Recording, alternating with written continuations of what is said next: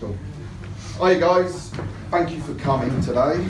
When I got offered this room, because we started with a GBBA, Great British Barber Academy room, I got offered this room to talk about my academy and to cut hair, and I thought, well, there's no point in every room cutting hair, so what I thought I'd use this room as like a business room. And my time at the British Barbers Association, a lot of the questions used to get put to me, or the phone calls got put to me, and I'd say at least 50% of the phone calls was, how do I become a barber teacher? Yeah. So what I thought I'd do, I thought I can use this opportunity to put a PowerPoint together and then discuss how you do become a barber teacher, all the things, how you get it right, what it is. I don't want to put anyone off. I'm not going to missell it, but I'm going to just tell all the facts, all the truth about it, and how you get into it, and hopefully help you all along with it. So let's start. Like I said, I get it all the time. How do I be a barber teacher? And the most thing I get is, I answer the phone, they say, Mike, how do I become a barber teacher? And I say, right, what qualifications have you got? And they go, I've been cutting hair for 20 years. But I just don't get that, because how do you think you can do a qualification if you haven't even got it yourself? Would you have respect from the learners? No. Would you know how it works, the syllabus, how it's packed up together, how you get the evidence, what you're meant to be teaching? So I think that's a definite. And when they say, I've been cutting hair for 20 years, 50 years, 10 years, you could cut it wrong for 20 years, but I just straight away think you're not really interested in being a teacher, because you can't bother to get yourself a qualification and you don't really want to teach. But I have got some really good news for you all. Yeah? We come from an unlicensed industry, so basically your mum, your brother, your boyfriend, your sister, whoever could go and open a barbershop tomorrow. Yeah, anyone can open a barbershop in this country, or a hairdresser's, and just cut hair. What with that means is anyone can open a training school and just teach people, and these things are happening all the time. I'm always seeing barbershops, suddenly they have one or two barbershops and suddenly they're an academy, and they put their name above it. So we've got Arthur Daly here at Delboys Academy. So I'm not going to bullshit you anything, because I'm going to go into how you become a proper teacher and work to the syllabus. But if all you want to do is make a quick buck and put your stamp above a certificate and say, I've taught you barbering, you can do it. There's no law, you can do it tomorrow. But to me, is if you want to do it properly, we should all be working to one syllabus. So everyone that stayed with me now, I get it, that you want to do it properly. Thank God for that. So, to me, what is a teacher? It's not an Instagram sensation. I've had people come to me that I've been teaching barbering, and they've said to me, I want to be a teacher. I'm like, you haven't even worked in a bloody barbershop yet? I find that utterly ridiculous. It's like you don't learn a guitar to teach someone else it. You don't learn to bake a cake so that you can teach someone else to bake a cake. You learn to be a barber because you want to cut people's hair, yeah, right? Yeah? So teaching should be something that you're an experienced barber and you've done it, but you want to go on, and maybe that word, give back, I don't know whether I like that word, but what you are as a teacher is you're clear, you're a rule enforcer, you're a professional, you're organised, you're observing, you're a mentor, you're reliable. You don't have to be the best. You just have to care and motivate and really want to push your trade along. Now, I've got a little question. I'm not going to stand here and pick on you all and sort of say, can you ask me this? I don't like it when I'm in a crowd and someone asks me a question. But think back to when you was at school, yeah? And think about your favourite lesson. I bet the reason, or a lot of the reason it was your favourite, is because you liked the teacher. For instance, in Bayside, at Cranbourne School, my favourite lesson was art. The reason I liked art was Mr. Johnson used to be able to make cups of teas in his lesson. He was very laid back and we could play music. And back then, people used to take the top 40 and put it on. But I used to have like a bit more extreme taste. I was into like Tears for Fears, and he used to say to me, oh Mike, what album have you got in your bag? And I said, oh, I've got The Hurting. He said, oh, can we play Mike's? And I went, oh, we want Bananarama. But we had this rapport, I always remember him, and it was my favourite lesson. So that goes back to teaching.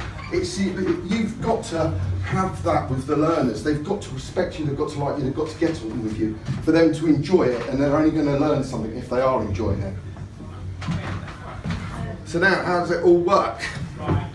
Right, awarding organisations. You must know these words, BTCT, City and Guilds, yeah? But people say, I've got my City and Guilds qualification, but a BTCT and a City and Guilds qualification is exactly the same thing. They're awarding organisations by the government that are brought down to award qualifications. That's all they do. Well, it's not all they do, but That's what they do. And the reason there's a few of them is so that they can compete against each other, so the standards get higher. If it was just one, they would get lazy and sit back. Like for me, VTCT really invest into barbering. They've got 54% of the market share in barbering, so to me they lead the line. But also a lot of people, City and Guilds go back a long way, and they like their City and Guilds qualification. But there's no difference. A City and Guilds qualification is not higher than a VTCT, and a VTCT one's not higher than a City and Guilds one. So how's it all worked out? These guys. Anyone heard of Habia? Jenny is at the back. No. Habia is the Set Skills Council for barbering and hairdressing. Right? So what these guys do is these write the standards, yeah? And these guys, ITEC, VTCT, City and Guilds and CIBTAC, they're the awarding organisations. So all they do, they write it and they award it, okay? Now, if some of you think MVQ's not very qualified, a bit crap, I've heard it all. But actually, if you looked at one and the essential knowledge in one, they're actually very good and there's not much missing from them. But if you feel like there is something missing, you phone up these dudes, Google them, and then they will look at what you say and then they'll bring it up in the next meeting. You can even say to them, I want to be at the next meeting when they start writing the standards again. Yeah, you won't get paid for it. I've been there and I've sat there. I drove up to Doncaster to put my word in. I wanted flat tops to be taught again because I think it's very good for the learners to be looking in the mirror and doing clipper over comb, and the flat top's a classic haircut. And they listened to me and they put it in the new standards. So Habia is the Sector Skills Council. So basically, what I want you to do after this is get hold of a level 2 or a level 3 barbering qualification and read through it and look at the knowledge outcomes. And you see whether you think there's anything missing. But that doesn't necessarily mean it's all getting taught correctly. It's all there, but it's who's teaching it. So that's what you do first. That's the Sector Skills Council, and there are the awarding bodies. So the typical learner journey should be start, meet them, initial assessment. The teaching and the learning should be the massive percentage of what you're doing, the practical work.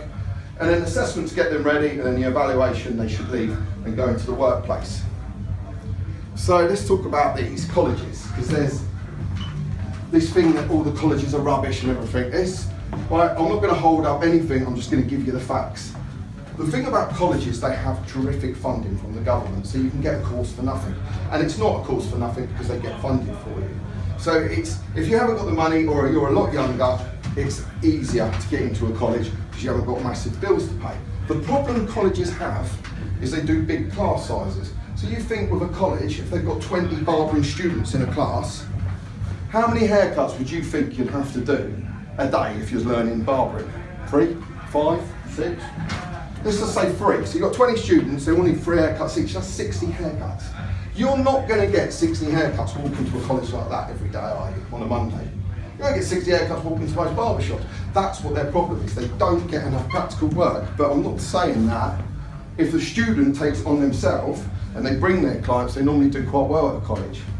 And a lot of colleges as well, they use hairdressing tutors to teach barbering, which I think is wrong.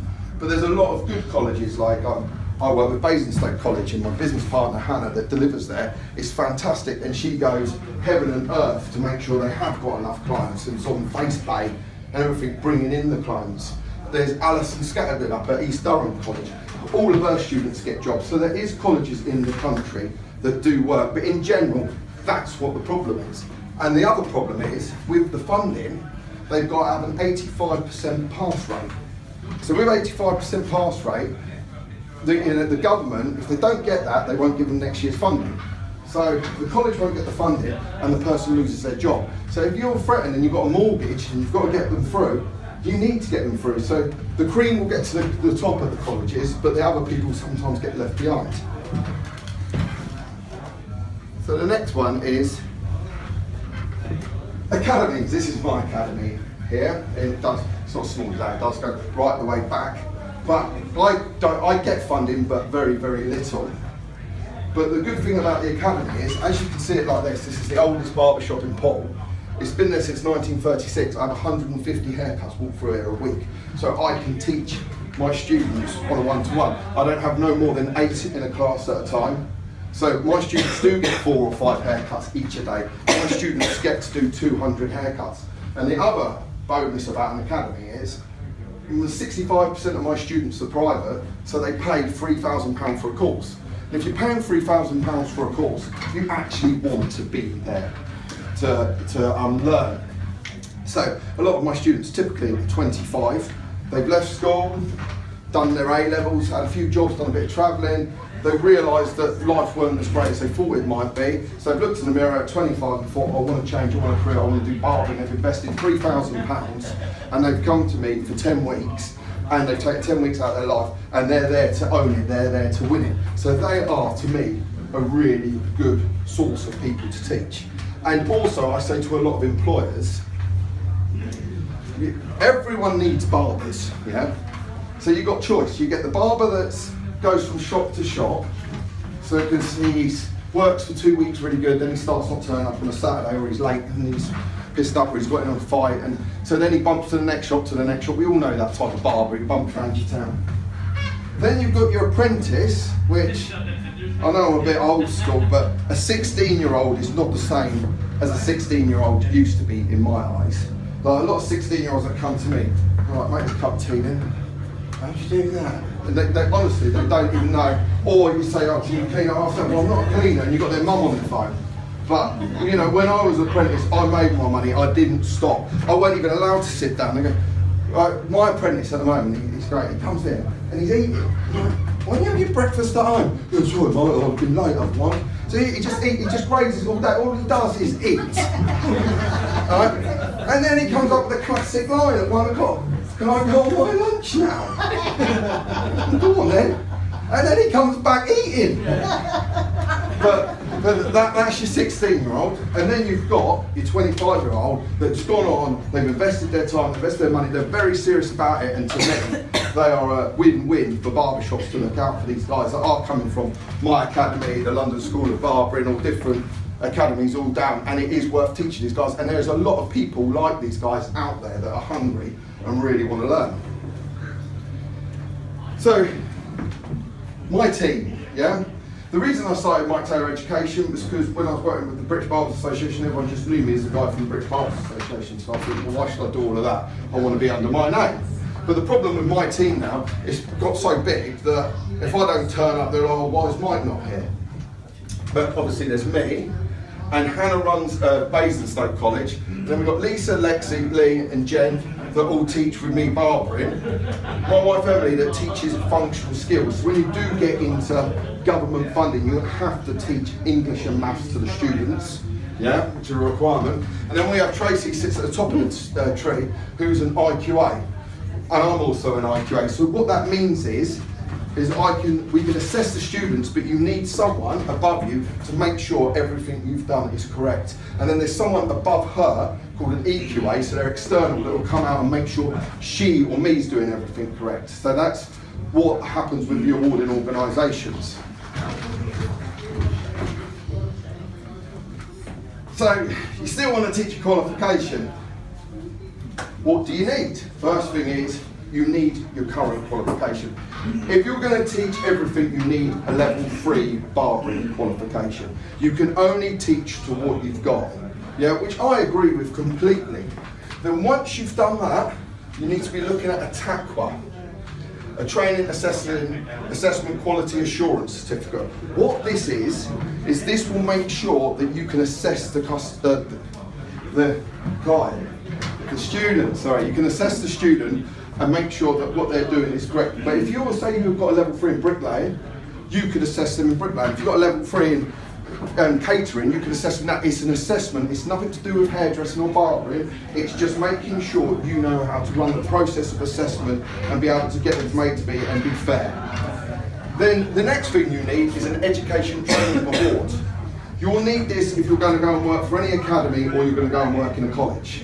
This is like, it's used to be called your petals and your devils, but normally can be done over 6 to 8 weeks at a college on an evening.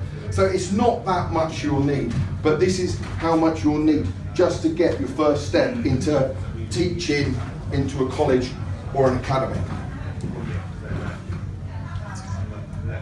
And also, back on that, be very careful when you do sign up for something like that, because what they like to do is they like to give you with the taqwa 2 bits of it, but not the last bit, so that you can't go and work. All you can do is do it in your shop, so that you need the college or the thing to still come out and help you. So you've got to make sure if you are going to get it, you need all 3 parts of it. So where can you complete these? Local colleges, training providers, awarding organisations. Yeah, people like VTCT, if you phoned them up, you could go straight to them and do this. The only problem is, with the taqwa, you need to be teaching live students for it to work. You need to have your own candidates, yeah? So it's better if you work with a college. And to me, it's do the level 3, show that you're serious and you know your stuff, and then go to the college and say, I really want to do it. If I can do my taqwa with you, you pay for my taqwa, I'll give you teaching hours. That's what you're doing at the moment in some Avon State. That's what I done when I first started teaching, and that's a lot of the way that people get into it. I mean, I started teaching in 2004, so I've been doing it for 14 years, and it's not something that it just happens overnight. Because also, with building all this up, you need to build your credibility up as a teacher, so that people say, oh, you want to go to this guy. So you think, oh, I've done it for 14 years, I've taught so many people, I've got people that have got their own shops, they're teachers now, they work in different barber shops, people recommend me all the time. So if you feel like you're just going to open next week, you won't have no backlog of how to do anything.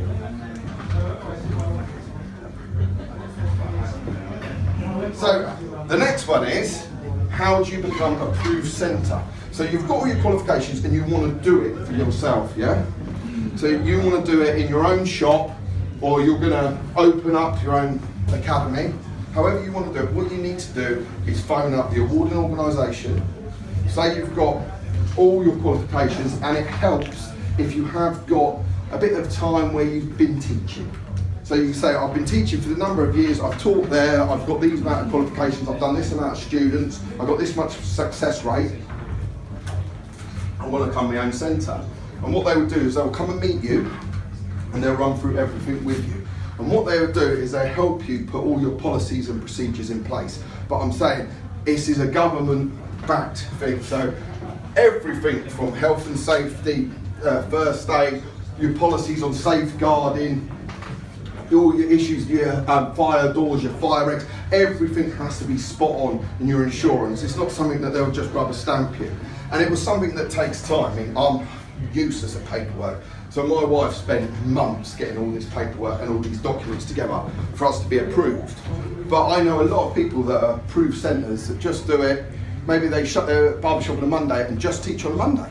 Just quite good. I mean, a lot of my private courses, I just do 1 day a week for a year, which works out really well. So it's, to me, it's 50 days if they're going to have 2 weeks holiday, the same as doing a 10-week, 50 days that way. And that's how I started in my academy, as I just done a Monday, and it got so busy I've done a Monday and a Wednesday, and the rest of the time it's a barbershop, and then I bit the bullet and said, well, I just want to make it an academy now, and done it 5 days a week.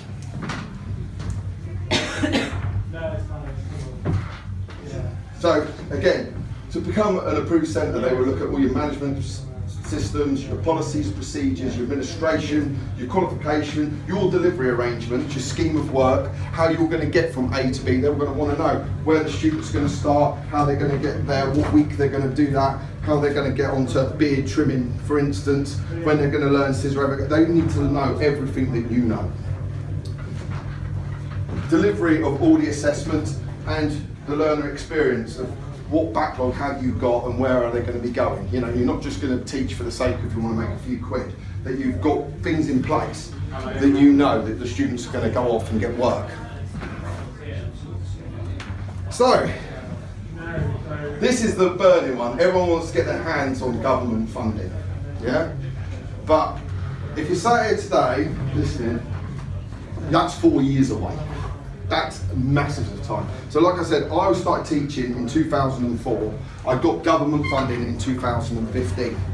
So that was through working in a college, and I learned loads working in a college, and then working for training providers, and then working for myself. But in that time, I was able to produce all my relevant documents, all my learner journeys. I had a good name for myself, where I'd been, what I'd done, and I understood it. Because I don't know how much of this is flying over your head, but even sometimes when I go for a meeting at VTCT, some things just fly over your head. So the government's not going to just say, oh yeah, you're a barber, now you've got your qualifications, there you go. There's some government money. And what you've got to look at as well with government funding, suddenly you attract these people, we all know these are Ofsted. They come and look at you, they want to look into everything you're doing. Everything with every learner has to be documented every day. And it's not just how many haircuts they've done, it's wider learning issues, their English and maths, what you set them, how you're going to produce into the next week and what they're going to do there. This is all has to be documented and sent in every day. Lesson plans for every time you work, what you're doing, where they are, how they're going to get there. I mean, all learners learn differently, so they're going to be at different levels. Funding returns. If you don't document this, they take the money straight back off you. So there's a lot more to it than they just pay you to train someone. And 20% of it is off-the-job training.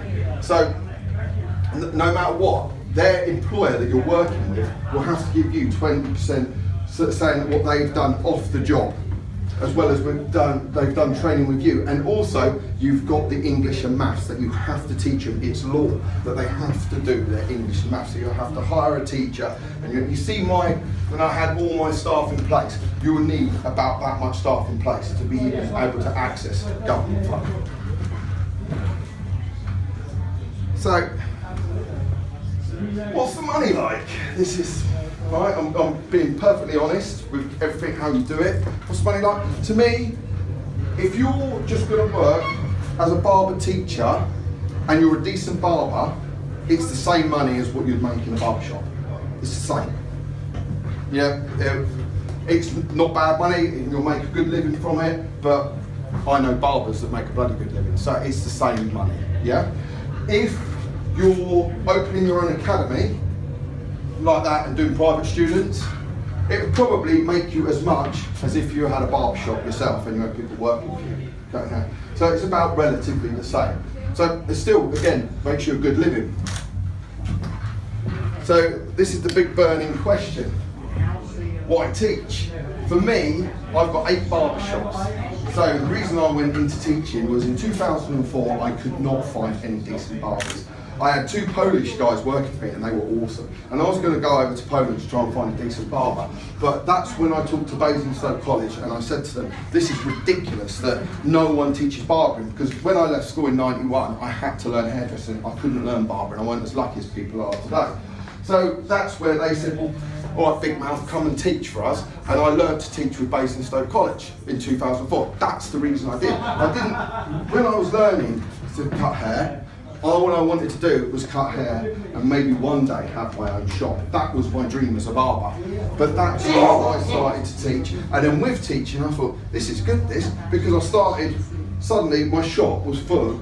Say you get 20 students a year in the college, you can have the best 2, can't you? So it was brilliant for me, and my shops were getting busier and busier because all the new blood was coming through from my teaching. So then I carried on doing that, and now with my 8 shops, there's very few barbers that work for me that I haven't taught along the line. And it really works, because it's not just, oh, he's an absolute natural, I'm grabbing him. It's no, that personality will work with the rest of my staff.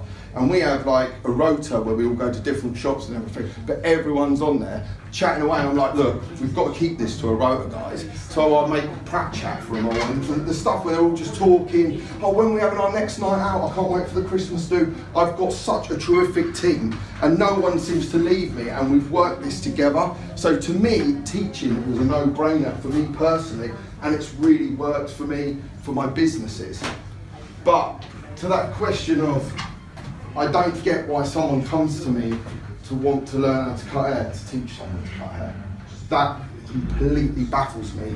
But I do understand if you're there and you've worked in a barber shop for 15 odd years and you think, to be honest, I want to set myself a new challenge. And I think teaching's a good one, teaching's it. And you do feel great about it, because when you get a lot of students that you know set up their own shops, they go on to teach, you see them at shows like this and they say, oh yeah, you're on the old teacher, blah, blah, blah. I mean, there's a guy called Paul Mills, he works for VTCT now, but he was teaching back in Bedford College, back in the day, and he taught the likes of like K-Cut, Michael Dalmano from Wall, and I always remember him when we'd done the BBA's first Student of the Year competition, because some of the work was a bit shocking, to be fair, some of the colleges, but suddenly this college from Bedford sent me all this work, and I was like, oh my God, who is this guy? So I had to phone him up, have a conversation, and he had the passion like I had the passion, and he had the journey like I had the journey. And now when I see him, like I see him at Salon International, you get all the cool kids that everyone knows, like a lot of the guys around the Bedford, Milton Keynes area, like, Paul, my old teacher, and he loves it. But he really give back, and he knew his stuff, and he wanted to teach for the right reason. And same with Alison up at East Durham College. She does it, it's her passion, and she loves it and lives for it. So I'm not here to put anyone off, but all I wanted to do was to try, and that conversation I have at the start is, how do I be a teacher? Is try and give us people as much inspiration and information I can, so that they can go on to do it. Really for the right reasons, but your first start is your qualifications. If you've got that, your assessment, and I would say you've got to work in an academy or a college to get your assessor's award, because you can't do it remotely because you need the learners.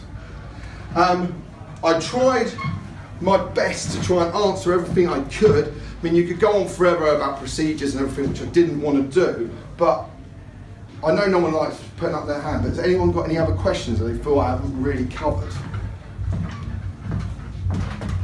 Mike, as an educator, go on. The English and maths, Yeah. do you send them to a college and do they pay that themselves or what? No. They've got to do it for 18, haven't they? Or... Yeah, the English and Maths we do it in-house. We did do, my first set of funding I got was from Skills and Learning, which is the council. So that would be the place where you would go, is to your local council and say, this is what I'm doing. So what they've done is they give me, they take a percentage cut of your funding, and then they took another percentage cut to teach English and Maths. But the problem with 16-year-olds that are barbers, like myself, there's a reason why they weren't very good at English and Maths at school. And I'm saying. yeah, but that's nothing we can do. That's the government's stipulation, so they've got to do it. But when my students had to go to the council, like classrooms, to do their English and Maths, there was board steers, there was moaning like anything, they were kicking off. The council would be phoning me going, oh God, your students, we've had this like that and everything. So it's like, right, okay. So my wife's very bright, she got qualified in being a teacher, so she delivers it. And as she's a hairdresser, she can deliver it in a relevant way that makes it a little bit more fun, and we can get them through it, so we can keep them engaged. But there's nothing you can do about that. The English and Maths is set in stone. So your wife does quite a lot for you, she does all the paperwork. Yeah, she does. She's in academies and the paperwork at the end. Yeah. The barber is hairdressing through it, so I get it awful. And like you said, she did it for you, so you actually need quite a team to actually successful. Yeah, like I said, I would be nothing without my team. I'd never be able to do it. My team do everything for me. And it comes to the fact of, when I first started teaching a lot, people used to say to me, do you hardly cut hair anymore? But now I'm out and about doing bits and bobs and got a meeting here and working with VTCT and that. I'm hardly teaching. That's my team that's teaching now. But yeah, I'd say out of everyone, my wife pulls the whole street. Really, my Taylor Education is Emily Taylor's business, you know. And so I talk about the book that I get a lot of credit for, but this is like my notes that are guided, that from 14 years of teaching, that she's made sense to and made a book out of. So yeah, so it's everyone behind me that's made, it weren't me, it'd be impossible for me to have done this on my own. Simon.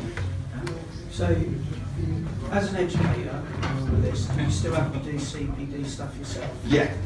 How many weeks or hours? 50 hours CPD you're meant to do. Which that's CPD, continual professional development, so that you're learning all the time, so you can show that you're still going on courses.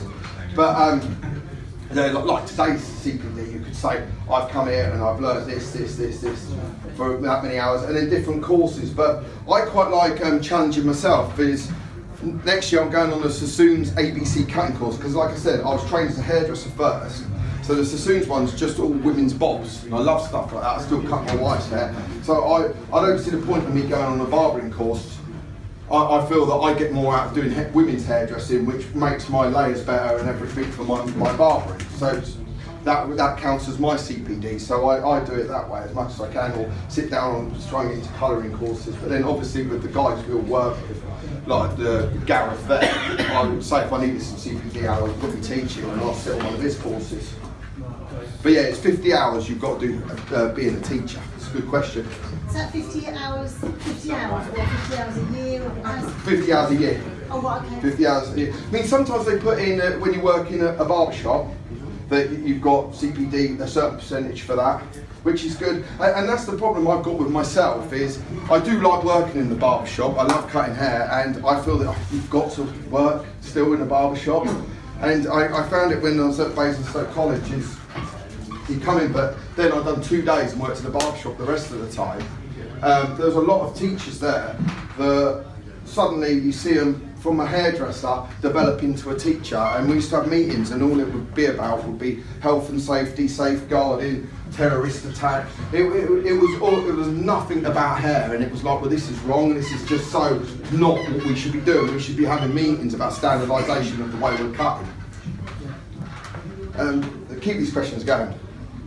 Go on. Alright, mate. Yeah.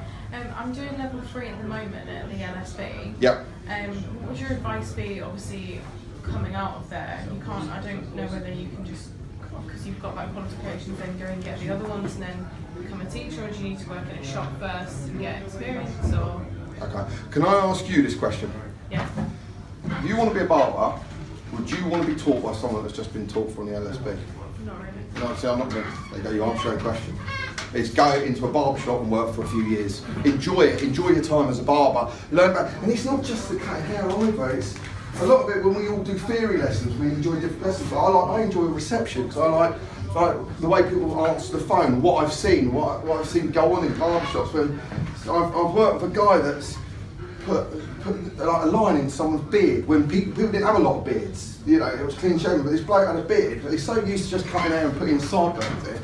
And the bloke said, "Why have you done that?" And he goes, "Well, do your sideburns?" He said, "I've got a beard," and I just pissed myself. But you don't get that from, you know, you've got to work in a barber shop to understand the way we work. That was my first mistake when I first learned. What is it? He came back and he says, "Something's wrong." And I was like, "What is wrong? Nothing's wrong, it's patched." And we had a line there. And then my manager said, "Priscilla, you do not put alignment on others." But that's all good fun. And it was fun, and I never forgot my life. It's the fun when you clip a grade, falls off, and you go, yeah, I've had that so many times. Like when I work with my wife, like I said, she's a hairdresser, but she won't have nothing to do anything short of like faded. I'm like, look, I'm popping to Subway for a sandwich. "Oh, you can't leave me." "Oh, you get it." "We'll go on in, just be 10 minutes. And at the time I did, so I'm like, "Get back here now." "Why?" "One of them slipped with the comb and there's a bald patch." I said, "Right, just calm down, let the client not know." And so I'm looking in with my Subway, he said, "Bald patch." And then the kids are sweating like red, and then I come over and go, "Can I have a look at your haircut?" "Cool." And I get the naught. "In a number 2 short on you." You can sort it out. But that's the experience things that you get. And the other thing, like, you remember Wild Ballismas? Yeah. Once I was in the barber shop, I had a number 4, I was doing the top, and it exploded. So we well, just like broke like that, but with gravity I went and done a big kiss in someone's head.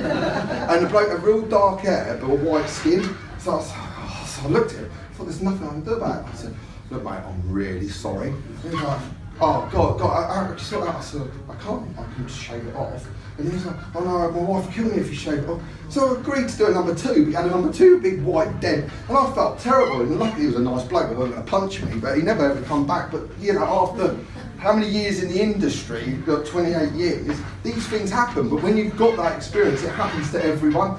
And like I say to people, like, whenever I use guards now, I keep my finger on them. But then ballistimas, as they slid on, you couldn't keep your finger on them. So I'd never use them again after that. But that's the sort of experiences you get. And that's what people want from their teacher. So when I sort of go back to the beginning of your favourite teacher when you was at school, it's because of their passion for art, and they could tell you stories about them being an art student, or when they'd done that, or they used to do drawings on Bournemouth Town Centre and like busking and got money, and you fall more in love with that teacher because you know there's a passion. If someone says, "Oh yeah, well I don't know art drawing 10 weeks now I'm teaching you," you know, it's a bit of a cop out.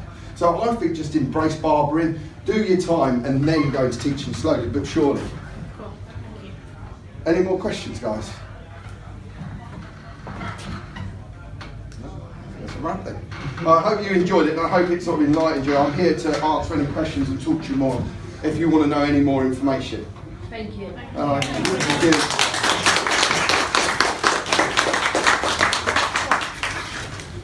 You ready for it? No, I don't want to do it now. I'll put you off.